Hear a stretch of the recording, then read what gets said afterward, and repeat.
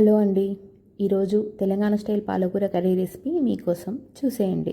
ఈ కర్రీ కోసం ముందుగా ఒక ఆనియన్, ఒక 4-5 వెల్లుల్లి మిక్సీ చేసుకోండి పేస్ట్లా.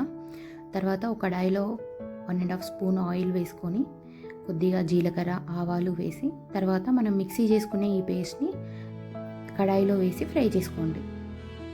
ఇప్పుడు దీంట్లో కొద్దిగా పసుపు, కొంచెం సాల్ట్ వేసుకొని ఫ్రై చేసుకోండి ఈ మిక్చర్ని. ఈ కర్రీ అన్నంలోకి ఇంకా చపాతీలోకి చాలా బాగుంటుంది. మనం ఇలా ఆనియన్ కట్ చేసుకొని వేసుకోవడం కంటే ఇలా మనం మిక్సీ చేసి వేసుకుంటే అన్నంలో కలుపుకోవడానికి చాలా బాగుంటుంది.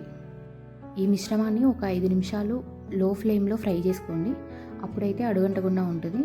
చూసారా, మంచిగా ఫ్రై అయ్యాక ఇలా ఆయిల్ పైకి వస్తుంది. ఈ ఆనియన్ అంతా మంచిగా ఫ్రై అయ్యేలోపు పాలకూరని కట్ చేసి పెట్టుకోండి. ఇలా మంచిగా ఆనియన్ ఫ్రై అయ్యి ఇలా ఆయిల్ పైకి వచ్చాక అప్పుడు పాలకూరని యాడ్ చేసుకోండి దీంట్లో. ఇప్పుడు కడిగి కట్ చేసి పెట్టుకున్నటువంటి పాలకూరని దీంట్లో యాడ్ చేసేయండి.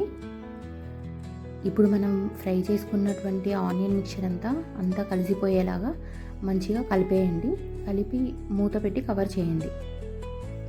ఒక 5 నిమిషాలు ఇలా మూత పెట్టి ఉడికించుకోండి. తర్వాత చూడండి, ఇలా మంచిగా వాటర్ వచ్చేసి మంచిగా ఉడికిపోతుంది. ఇప్పుడు దీంట్లో ఒక ఫుల్ టేబుల్ స్పూన్ కారం వేసుకోండి.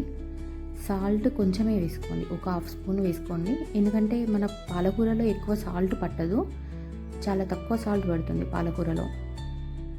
ఇప్పుడు ఇదంతా మంచి కలిపి మళ్ళీ ఒక 5 to 10 మినిట్స్ మంచి కుక్ చేయండి. పాలకూరలో కారం కానీ సాల్ట్ కానీ ఎక్కువ పట్టవు. ఆకుకూర కదా, ఆల్రెడీ దాంట్లో కొంచెం సాల్ట్ ఉంటుంది అన్నమాట. కారం మీ రుచికి తగినట్లుగా చూసి వేసేసుకోండి.